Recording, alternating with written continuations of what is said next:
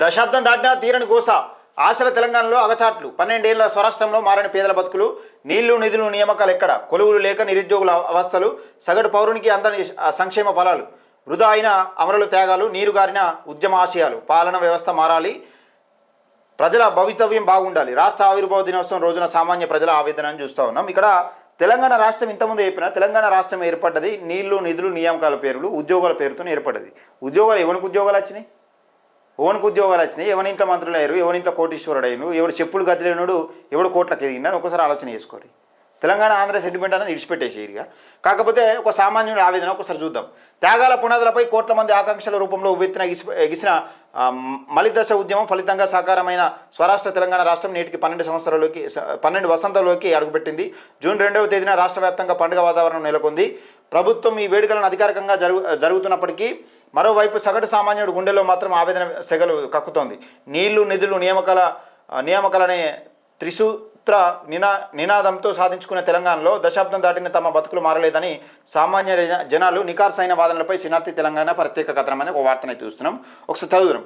ఉద్యమ సమయంలో ఏ ఆశల కోసం అయితే అమరులు ప్రాణత్యాగాలు చేశారో ఆ ఆశయాలను నేడు నీరుగారిపోతున్నాయని సామాన్యుల ఆవేదన వ్యక్తం చేస్తున్నారని ఒక వార్త చూస్తున్నాం. దానికి సంబంధించిన వార్త 2వ పేజీలో ఉంది. ఒకసారి చూద్దాం.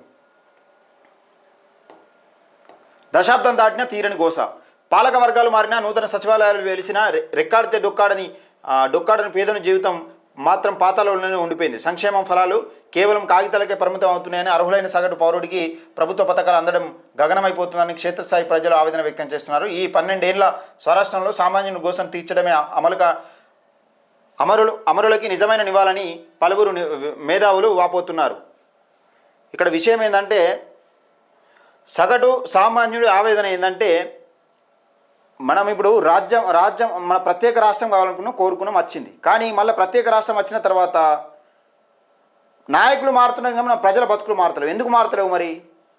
ఒకసారి ఆలోచన చేసుకోవాలి. నియామకాలు ఎక్కడ? తెలంగాణ ఉద్యమానికి ప్రధాన ఊపిరి ఊదిన నిరుద్యోగ యువత నేడు నడి రోడ్డుపై నిలబడింది. కొలువులు రాక నోటిఫికేషన్లు సకాలంలో విడుదల కాక ఒకవేళ అయినా కోర్టు చుట్టూ తిరుగుతూ యువత వయసు పైబడిపోతుంది. కోచింగ్ సెంటర్లలో 1,000 రూపాయలు తగలేసి లైబ్రరీలో రాత్రింబవళ్ళు శ్రమిస్తున్న ఉద్యోగం వరిస్తుందన్న నమ్మకం లేక ఎంతోమంది అభ్యర్థులు మానసిక క్షోభను అనుభవిస్తున్నారు. ప్రభుత్వ కొలువులు భర్తీ ప్రక్రియను నత్తనడకగా సాగడంపై తీవ్ర అసంతృప్తి వ్యక్తమవుతోంది. తెలంగాణ కోసం ప్రాణాలు అర్పించిన వందలాది మంది అమరుల త్యాగాలను స్మరించుకుంటూ ప్రస్తుత సామాజిక స్థితిని చూసి మేధావులు కూడా విచారం వ్యక్తం చేస్తున్నారు. అధికార పీఠం కోసం రాజకీయాలు చేయడం పక్కన పెట్టి పాలన వ్యవస్థలో నమూల మార్పులు రావాలని ప్రజలు కోరుకుంటున్నారని ఒక వార్తనైతే చూస్తున్నాం. ఇక్కడ విషయం ఏంటంటే ఈ తెలంగాణ ఆంధ్ర అనేది విషయం పక్కకెడితే తెలంగాణ వచ్చింది అయిపోయింది. మరి ఎవరు బతుకులు మారినాయి? తెలంగాణ రాష్ట్రంలో శ్రీకాంతాచారి తెలంగాణ రాష్ట్రం కోసం మీద నిప్పట్టించుకున్నాడు, మీద అగ్గి పోసుకొని ఏమేమి కిరోసిన్ పట్టుకొని నిప్పట్టించుకున్నాడు.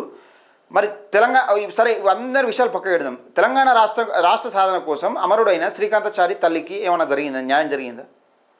మన కళ్ళ ముంగట బిడ్డ కాలిపోయిండు, ఆయనకి ఏమైనా న్యాయం జరిగిందా? జరగలేదు కదా.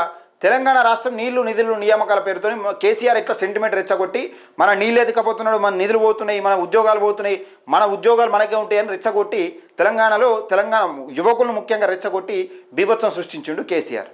ఆ సెంటిమెంట్ బలంగా వాడుకున్నాడు. ఆ సెంటిమెంట్కు కేసీఆర్ కలిసి వచ్చింది. వాస్తవానికి చెప్పాలంటే కేసీఆర్ ముఖ్యమంత్రి అవుతారని ఎవరు కూడా అనుకోలేదు అసలు. వాస్తవానికి తెలంగాణ వచ్చిన తర్వాత ఏమైంది? కేసీఆర్ అంటే తెలంగాణ అంటే టీఆర్ఎస్ అంటే తెలంగాణ అనే విధంగా దాన్ని చేసుకొచ్చే ప్రయత్నం చేసిండు.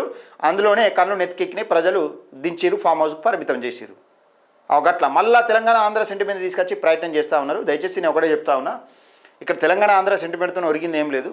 మన బడుగు బలహీన వర్గాలు ఎవరైతే ఉంటారో తెలంగాణలో నేను చెప్తున్నాను కదా 90% ఉన్న బీసీ ఎస్సీ ఎస్టీ మైనార్టీలకు రాజ్యాధికారం వచ్చినప్పుడు మన బతుకులు మారుతాయి. ఈ రెడ్డి రావుల పాలనలో ఈ రావులు పోయారు, రెడ్లు వచ్చారు. ఈ రెడ్లు రావుల పాలనలో ఒరిగింది ఏం లేదు. మన బడుగు బలహీన వర్గాలకు ఒరిగింది ఏం లేదు. ఒకసారి గుర్తుపెట్టుకోవాలి మిత్రులారా, రెచ్చగొడితే రెచ్చిపోకండి.